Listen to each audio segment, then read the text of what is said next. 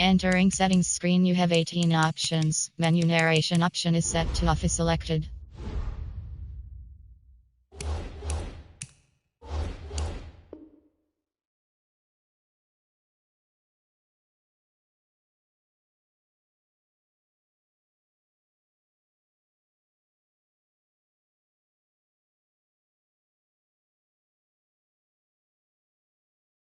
We have seen it and observed it.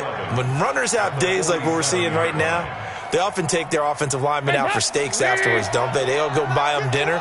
But after a play like that, they might reduce it, might go to the corner and just grab a hot dog or two, huh? Hey, I mean, they've still been blocking for him well in this game. They don't get one mulligan up front. Okay, so what we're saying then is we're going petite filet instead of porterhouse. 8 ounce. 8 ounce is good. All right, just checking. Now a throw for the left sideline, and he's got it. They'll get 9 there as that sets him up better for third down. And just a small glimpse there as to why they like this rookie so much. And that's why they lit up a little bit in our meetings with the coaching staff, didn't they? When we talked about him, they did. Yeah, you know, they like his work ethic. You know, this guy's running every route well in the route tree and getting better at it all the time, really honing his game. They expect a pretty good jump out of him as things continue to move on. He gets this one to Boyd. And he's going to have the first down at about the 38. 5th catch of the afternoon, and that gives him a first down. And the Bengals first down. Andy Dalton now, after the pick on the last drive, 3 for 3 to start this drive. It's 1st and 10. Go ahead, baby. Go ahead, baby. Go, go, go, go,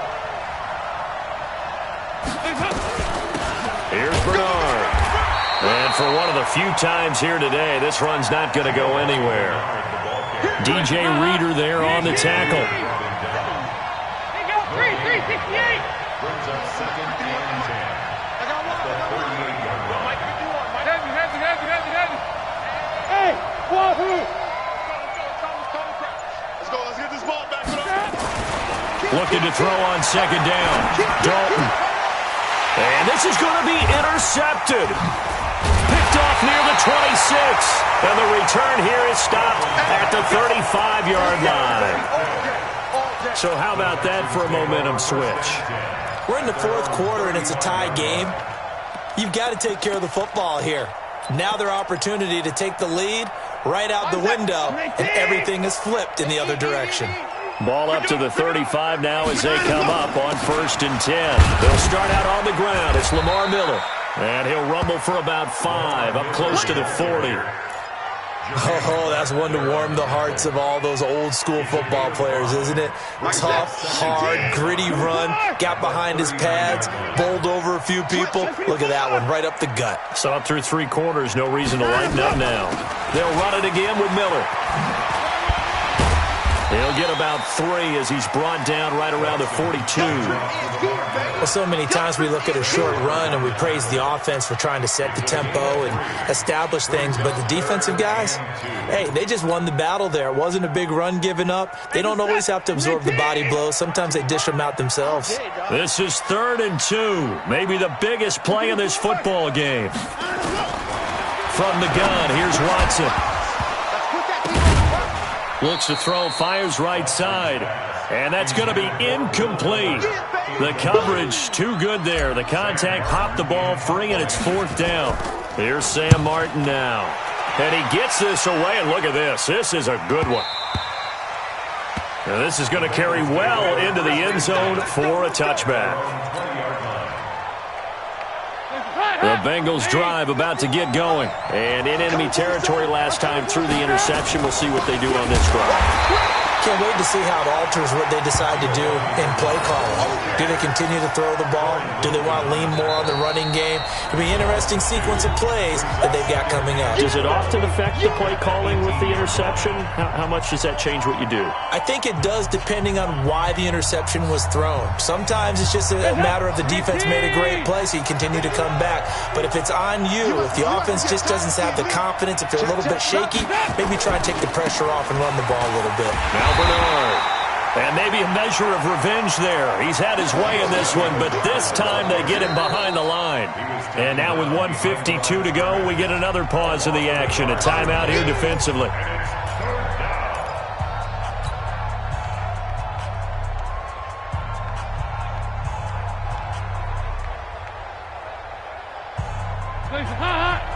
Leave. Switch. Hey. Check 24. They're going to go with a tight end here on the running play.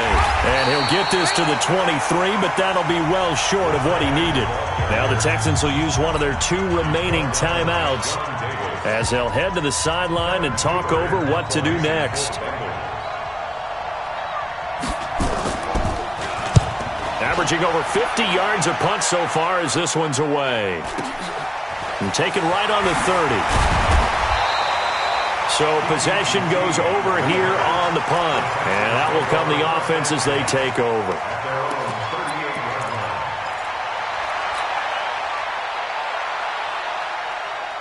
The Texans offense ready to go here for their next drive. And they're coming off a 3-and-out, my friend. I think they've got to look at that play sheet and go to a spot that they haven't gone before. Time to shake things up a little bit to try and get this offense moving. Okay, so how do you do that? How do you shake things up?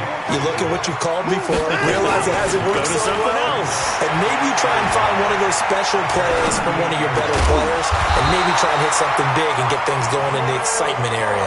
And they'll work this down to the 40-yard line, tackled there. A fresh set of downs on a gain of 13 there for the Texans. Back-to-back good plays have them on the move on first down. Here's Watson.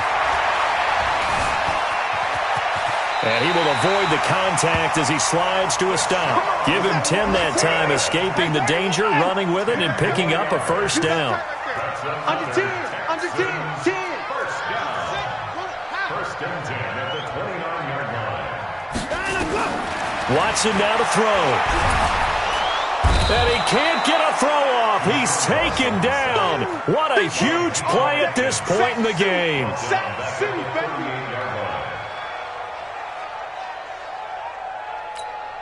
And now with 4 seconds left, we get a timeout call.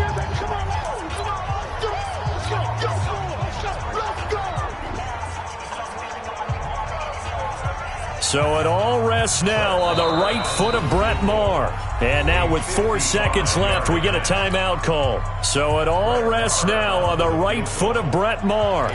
This from 55 yards out. And it's off the left upright. Oh, my goodness. Heartache. It's no good. It's a little teaching moment here. Overtime rules. Remind us how this goes, partner. Okay, so in the past, we had sudden death. First team to score wins, but no longer. Now, if the team receives the ball, scores a touchdown, they win the game. If they kick a field goal, though, or don't score, the other team gets a possession. And after both teams get a possession, then we're into sudden death. First team to score wins the game. So a tie ball game here as the kick's away. And this will not be returnable. It's out of the back of the end zone for a touchback. Houston's offense already at the line, set to get going. They control their own destiny here. They have the football in overtime. Obviously, a touchdown would win it. And I think teams around the league are still adjusting to the idea of going downfield, scoring a touchdown wins the game, because they were used to just going downfield and trying to get in field goal range to win a game.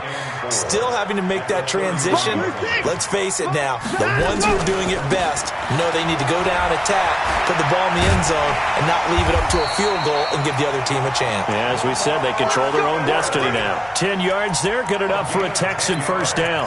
Couple of very nice carries to start this drive out. Yeah, 2 first downs. And how about that second one? What a nice run on that particular play. I'm telling you, they're going to start to think that this game is easy if they continue to rip off yardage like this.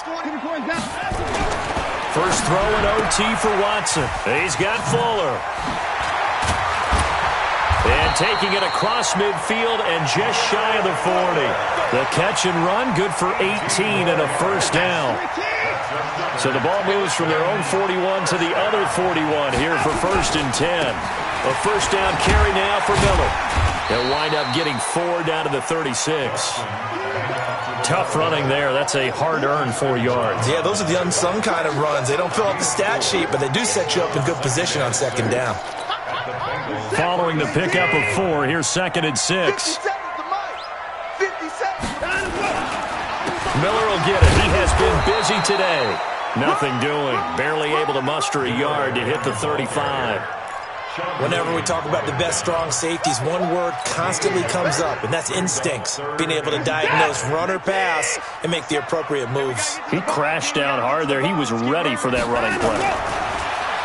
Watson firing quickly here, and that's complete. And he's going to have the first down yardage as he's down at about the 30-yard line. His first catch, and it's a big one in overtime. It's a first down.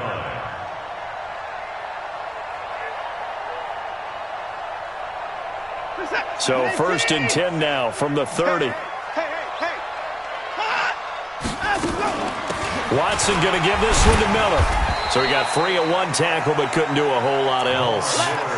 Big Andrew Billings there on the stop. They tried a quick hitter inside, but that one was swallowed up because what they're hoping, those big defensive linemen will take the bait and move laterally and open up a crease that they can run through. Didn't happen on that play. The last run got a couple. Here's 2nd and 8.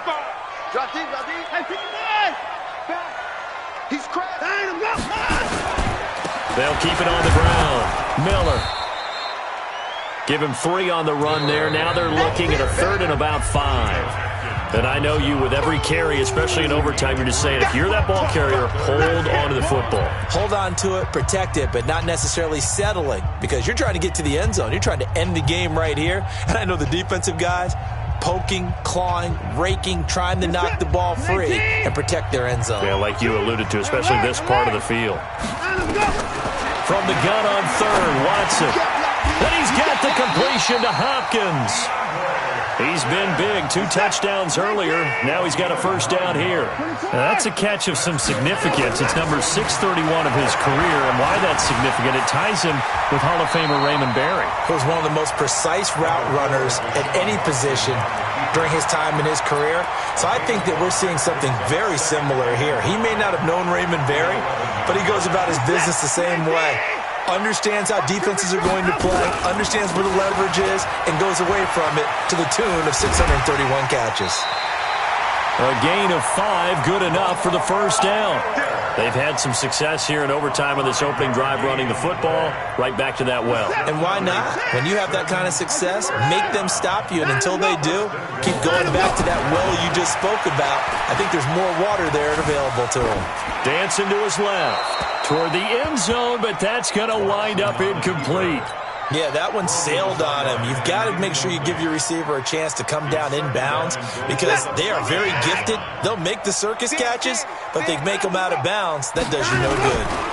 Now a 20th carry of the game for Lamar Miller. And he gets into the end zone. Touchdown, Houston. A partner, a great game that we got to see and making it extra special. Not only did I get 4 quarters with you in this one, I got some overtime, a little whipped cream on top. Look at you, trying to make this whole thing palatable. I just want you to pay for my meal later. You really just wanted 4 quarters, what you wanted. But how much fun was that? We had that type of a game where we got us to overtime, and then we get the dramatic ending to finish things off as well. What a game. So for Houston, the win moves them up to 5-2 now on the year. And they will hit the road next week to take on the Tennessee Titans. Meanwhile, for the Bengals, they drop back to 500 now at 4 up and 4 down. And they'll take this loss into the bye as they'll be back in action in Week 10. Thanks for tuning in, everybody. Alongside Charles Davis, we thank our entire crew. I'm Brandon Gaudin. This is the NFL on EA Sports.